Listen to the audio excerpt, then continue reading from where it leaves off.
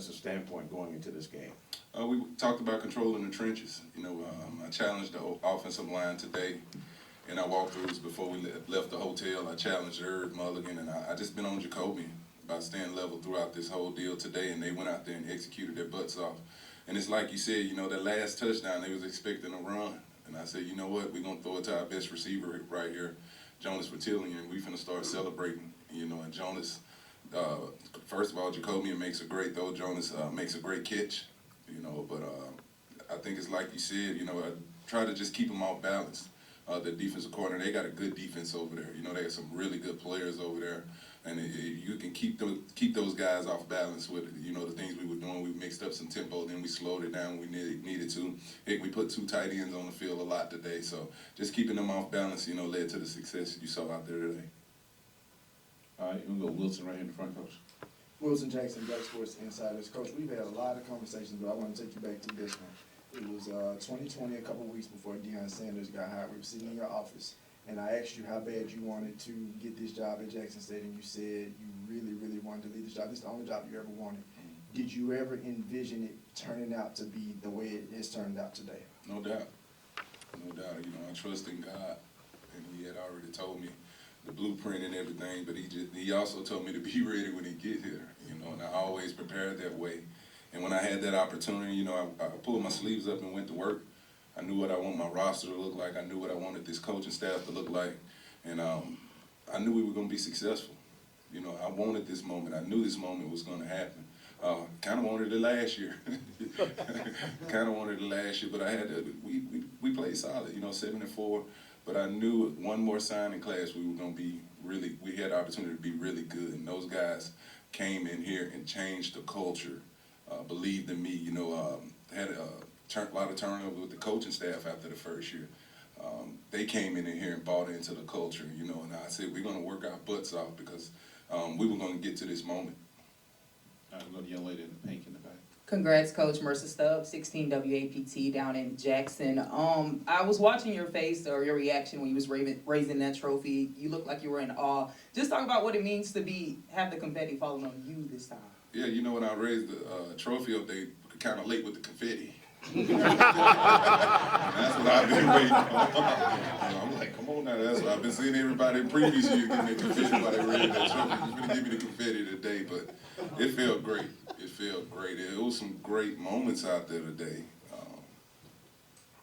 I think the one that kind of blew me away when I hear the crowd hollering my name, like, good gracious, that was unbelievable. That's a moment I'll never forget. But to get on that stage, I've been waiting a long time to get on that stage and hoist that trophy up, you know, and it was an unbelievable feeling. All right, go David. Coach in the back on the center here, congratulations. Thank you. Been a pleasure covering the team on this journey. Done a great job. Thank you very much. Just 2 quick thoughts for you. Number one, why was this team able to finish the job? We've seen Jackson State here 3 of the past 4 years. Mm-hmm. Why this year's team? And secondly, South Carolina State, before you guys got in here, was saying they think the turning point in the game was Isaiah Spencer and Jacoby Morgan connecting on that huge play. Yeah. What did you see in that, and do you believe that was if not the turning point, to really add on? Yeah, it's like what Jeremiah was talking about, man. Nobody knows how hard we worked in the off season. We had quite a few new players that come in here, and they just bought in. When they say we're a family over here and the brotherhood, that's what it is. There was times today that the offense sputtered, but those defensive guys come down there and say, we finna go stop them. Hey, I know a lot of people in here were wondering why I went for it like that, because I know what the defense was gonna go out there and do if we didn't get that, and they went out there and, you know, held those guys. It's just a brotherhood that we got over there. The play to Spencer was funny about it when I called it. I said, there's no way. I know Coach Barry got to be ready for this play because that's been an explosive play like 6 times this year. I think we scored like 5 times, and that one time that's what I told Spencer when he ran off. I'm like, how do you not score? We've been, you know, pretty solid on that play. But it's a play that we get a matchup on the safety. You know, anytime Janaelin Dupree, Isaiah Spencer, I get a matchup on the safety. We're going to take advantage of it. So I mean, the stadium, it woke up after that. It woke up after that play, but you know, there was a lot of big plays out there that I'm very excited about right now. Young man in the red. Coach Walker from Tomorrow Leader Sports Network. Congratulations, Coach TC. It's good to see you. Thank you, sir. Thank you. You guys have been resilient all season long. What has been that one thing with this team where you knew that this would be your year? It was after that loss to Gremlin. You know, that Gremlin loss, the way we would come back, were able to come back and get to work. You know, we could have kind of tanked it right there. It was a tough loss, but it was. I always say, you know, that was a loss that we needed early on to kind of wake us up. You know, and that's what I told the team. But it was after that, then I knew we were going to take this thing and get the rolling right there. You know, Jacoby, you know, he didn't play his best in that game. Cam McCoy played in that game. We turned the ball over. It was just a lot going on. So when we were done with that game, I was so ready to get to that next practice to see how they were responding. They came out, you know, ready to work, and I knew then we had an opportunity to be really good this year. Thank you. Next one. Like what you do. Hey, Coach Kobe, you're with the Blitz City Podcast. You all right? Congratulations, Coach. I'm Coach, so Eric Phoenix has been very electric for South Carolina State all year. What did you see on film that helped you come up with the game plan to keep him in check today? Let me say this about Eric Phoenix. He is a really good quarterback. You know, we talked to him before he made the decision to go to South Carolina State. You know, we did get him on the phone, you know, but it was all about a fit. But we did speak to him, but he can play the game. But so can our D-line. You know, those guys really did a good job of getting after him, moving him out of the pocket and making him do some things he didn't want to do. And then this is what I told him. I said, when you get a chance to get him to the ground, make it violent. You know, he got to get back up and go back out there and make a play. But he is a really good quarterback, you know, that I do think a lot of that can go out there and make plays. They're not playing here today without Eric Phoenix. in the back row, Coach. Coach, back here in the middle. Coach, this is a stage that this school and your team has been Name on. and affiliation, I'm sorry, we do name and affiliation before we ask Oh, that sorry, question. Reggie Chapman, Thank you. 11 Live TV here in Atlanta. Coach, this is a stage your team has been on the last couple of years. Just can you speak to this experience for your guys, how important this game is for HBCU athletics and the stage that's been created to showcase what this game is like on the national stage? Yeah, I mean, it's huge. Anytime you got an opportunity to play for a national championship and lead your program out there, you know, it's exposure for your schools, both schools. And I'm pretty sure I hadn't heard the numbers, but I know a lot of people watched. You know, that I looked up one time that the stadium got pretty packed at one point. It kind of caught me off guard, you know, just hearing that roar. But the exposure is everything right now for the HBCU brand. And we got to continue to push that brand and continue to go out there and do things the right way and play good football. You know, play good football because everybody is watching. So we got to take advantage of these opportunities when you get on ABC television. Right. Timona Stapleton, She Loves the Podcast. How you doing? Good, congratulations, Coach TC. Thank you.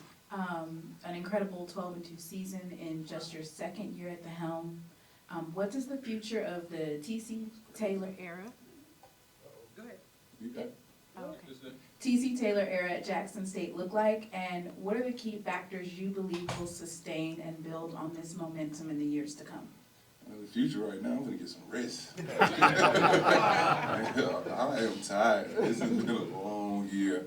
It's early right now. We'll get back to Jackson, and perfect time for me to get on the corner of that couch and just relax. But we're gonna hit the ground running. If you guys hadn't seen right now, we're doing a heck of a job recruiting.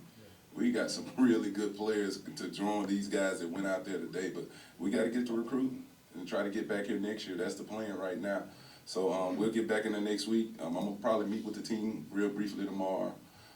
You know, get with the coaches, and we're gonna hit the ground, finish this recruiting class. We're about done with it, so we got to continue to build. You know, I know other teams that, you know, in our conference, in the MEAC, they're gonna be recruiting. They're gonna get better. You know, and we're at the top right now, so everybody's gonna want to be get after us. You know, so I gotta roll these sleeves up. You know, shake it off, get a little nap here and there, and then get back to work.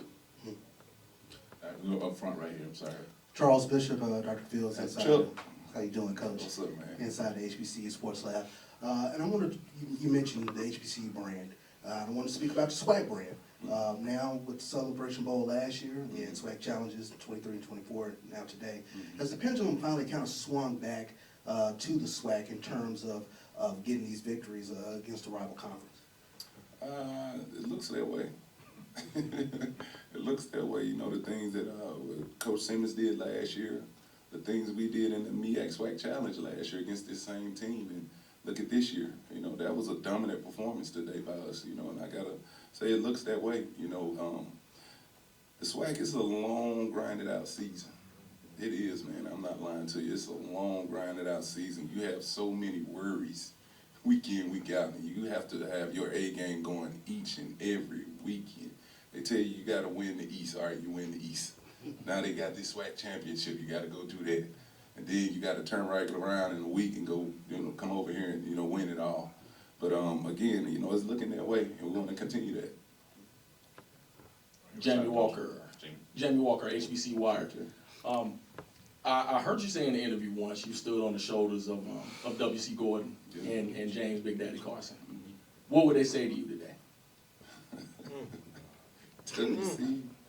I don't know if I can say something. But they'll be proud of me. I know they'd be proud of me. Like I said, there's two great former coaches here at Jackson State, and they'd say you did it the right way. You did it the right way, you built it the right way, and you went out there and got it done. Front row right here, coach, front left. Coach DC, how you doing? Congratulations again. Mike Washington, Dr. Cavill's inside the HBCU Sports Lab. Great job. And looking at a few stats, I know you've seen several variations of this question, but you held them to 2 of 13, 1.6 yards per rush.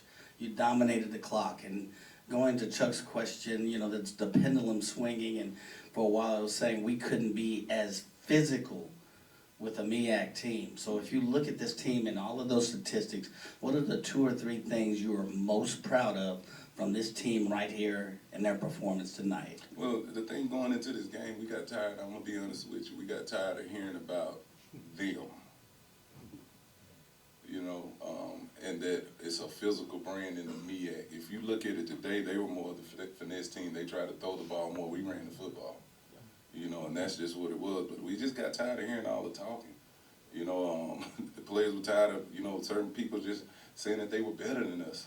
We said we got to play the game. And that's what I told them. I said, again, we're going to win this thing in the trenches. The O-line, the D-line, we're going to win this thing in the trenches and show everybody, like, we're the best in the country. And that's what they went out there and did.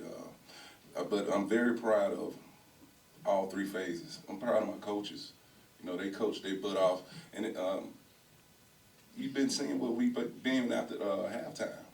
This team comes out of the second half and just plays dominant football. But it's just proud of, the whole deal. But, that's what you saw today. Thank you. We'll get the last one to David, our local guy. Thanks again. Once again in the center, David Edelstein, WJTV, CBS 12 in Jackson. I just wanted to ask also, in the first half, basically the first time you guys touched the ball, it's returned for a touchdown, and right near the end, interception, return for a touchdown, both those called back. Obviously you had the lead, but for some teams that can be, emotional, right? You're up, down, moving bounds. How did you see your guys just maintain their composure to be able to come out and play, after that first play and then an entire second half and still keep the gears going? Yeah, every time something explosive happened on our football team, I told them to just calm down. Like at the half we were up, and I come in there and everybody's smiling and having a good time. I'm like, listen, I need y'all to settle back in and let's lock in and go out here and finish this game.